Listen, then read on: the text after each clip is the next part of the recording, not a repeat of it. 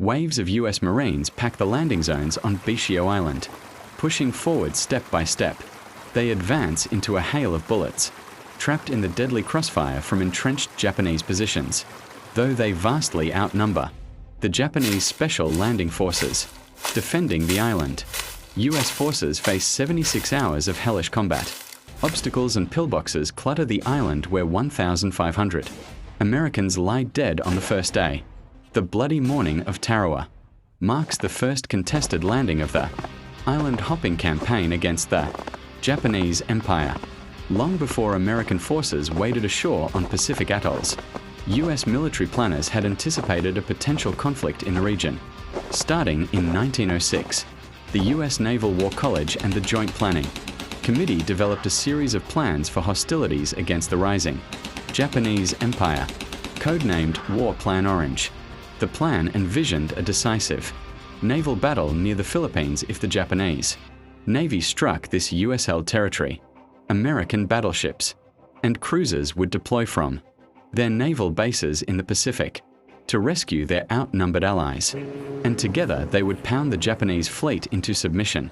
The Joint Planning Committee revised War Plan Orange 9 times before ultimately scrapping it in the 1930s. Both the Army and the Navy's thinking evolved in response to new strategic realities. For one, Orange assumed US naval superiority was a given, yet the Imperial Japanese Navy gained valuable experience during the First World War and expanded significantly. The Japanese seizure of German colonies in the South Pacific created a potential barrier to US shipping lanes to the Philippines. Japanese warships could concentrate their forces and fight US fleets before reinforcements could arrive. Meanwhile, advances in weapon systems challenged the supremacy of heavily armed battleship formations. Submarines could stalk and cripple US squadrons over long distances. Even heavily armored warships could fall prey to repeated aerial attacks without air support. Officers in the US Marine Corps proposed an entirely different strategy. Instead of one climactic battle, America would fight across the Pacific island by island. In a 1923 operations plan, Lieutenant Colonel Earl Hancock Ellis advocated rapid amphibious landings supported by naval bombardment and aircraft cover. He identified island chains that should be captured and estimated the manpower and equipment needed. Once secured, these islands would serve as forward bases for deeper offensives into Japanese-held territory. December 7, 1941, shattered any remaining illusions about a single decisive battle deciding the war. The attack on Pearl Harbor changed everything. The Philippines fell soon after, and General Douglas MacArthur was forced to retreat. Japanese task forces rapidly captured American territories including Guam and Wake Island, taking hundreds of prisoners of war. The Japanese Empire expanded aggressively across the Pacific, threatening Australia itself. However, by late 1942, the tide began to shift. American naval and air forces dealt devastating blows to the Imperial Japanese Navy during the battles of Midway and the Coral Sea. Forced to recover from these losses, Japanese expansion ground to a halt. The United States now had an opportunity to strike back, but President Franklin D. Roosevelt's commitment to prioritizing the war in Europe delayed a major Pacific offensive. Even when America was ready to attack, a major problem remained: distance. The Pacific theater was vast beyond imagination. Far larger than Europe, the war stretched across tens of millions of square kilometers. Distance created enormous logistical nightmares. Enemy fleets were difficult to locate. Fuel consumption was massive. Travel times were exhausting. Supplying and coordinating giant fleets across the ocean became one of the greatest military challenges in history. Capturing islands with airfields and support facilities became essential. The question was simple: which islands? The Pacific contained thousands of islands, reefs, and atolls. Some were populated. Many were little more than isolated patches of land.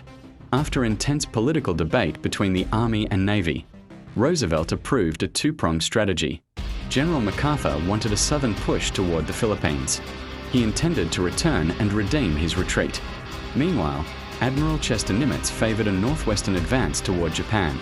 Every captured island would become a stepping stone toward the next objective. But even here, there was disagreement. MacArthur argued that island hopping was the wrong term. He believed leapfrogging was smarter.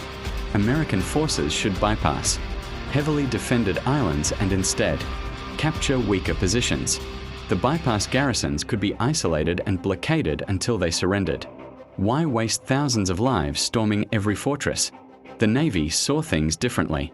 Airstrips and harbors were essential. That meant attacking strategically useful islands, even if they were heavily defended. If unconditional surrender was the goal, the road to Japan would be paved with costly assaults. Ground commanders questioned whether some of these sacrifices were truly necessary. Still, the campaign moved forward, and it would require entirely new technology. New operational plans demanded innovations in both technology and tactics to overcome determined resistance. Intelligence gathering, mine clearance, and sabotaging defenses became crucial steps in landing operations. Rapid deployment of troops ashore and strong fire support were essential to success. The Higgins boat became one of the most important tools of amphibious warfare. These shallow-drafted landing craft could transport Marines directly from ship to shore. Unlike traditional port assaults, troops could now land on beaches away from the enemy's strongest defenses. In the late 1930s, the Marines and Navy rigorously tested these landing craft to prepare for hostile amphibious assaults. This innovation proved its value during Guadalcanal in 1942. Shallow landing craft provided speed, flexibility, and the ability to strike unexpected coastlines. Defenders were forced to stretch their lines thinner than before, but even small islands became brutal battlefields. Combat often lasted weeks. This pattern of contested landings and bloody mop-up operations took a terrible toll on American forces. The nightmare first seen at Tarawa became a repeating pattern. At Peleliu, over 30,000 American troops from the 1st Marine Division and the Army's 81st Division fought to eliminate 10,000 entrenched Japanese defenders. The island itself was tiny, only around 16 square kilometers. Yet the battle lasted 2 months. More than 10,000 American casualties were suffered. Although US forces landed successfully, Japanese defenders adapted. They concealed bunkers and entrenchments deep within the island. A complex network of caves and elevated firing positions carved into coral rock blunted. American superiority. Naval bombardment and aerial attacks proved far less effective than expected. American troops were forced into prolonged, close-quarters combat lasting days and weeks. Reflecting on the combat at Peleliu decades later, US Marine veteran Eugene Sledge described the reality of survival. His battalion believed they would not leave the island until every Japanese defender was dead, or until they themselves had been hit. They existed hour to hour, day to day, numbed by fear, exhaustion, and survival instinct. The tempo of the island hopping campaign was relentless. From the summer of 1943 to the summer of 1945, Marines and soldiers fought through claustrophobic island battlefields for weeks at a time. Those who survived were rotated out, only to be thrown into another brutal campaign months later. Eugene Sledge himself left Peleliu in late 1944, only to enter combat again at Okinawa 4 months later. As the war continued, Japanese defenders adapted their tactics. Initially, they focused on inflicting devastating casualties during beach landings before launching counterattacks. Later, they shifted toward attrition warfare. Instead of direct confrontation, they relied on ambushes, fortified positions, caves, and hidden defenses to slowly wear down American forces. The Americans responded with overwhelming firepower, naval bombardment, airstrikes, explosives, flamethrowers. These became essential tools for clearing entrenched defenders. The Battle of Okinawa became the ultimate example of this horrific warfare. For 82 days, American and Japanese forces fought one of the bloodiest battles of the Pacific. Campaign. The island hopping strategy had emerged from decades of strategic planning and innovation. It introduced modern amphibious warfare and allowed the United States to dismantle Japanese defenses across the Pacific. Step by step, island by island, the road to Japan was opened. But victory came at an enormous cost. Far from sparing casualties, the campaign consumed entire divisions. Tropical islands became battlefields. Paradise became hell on earth.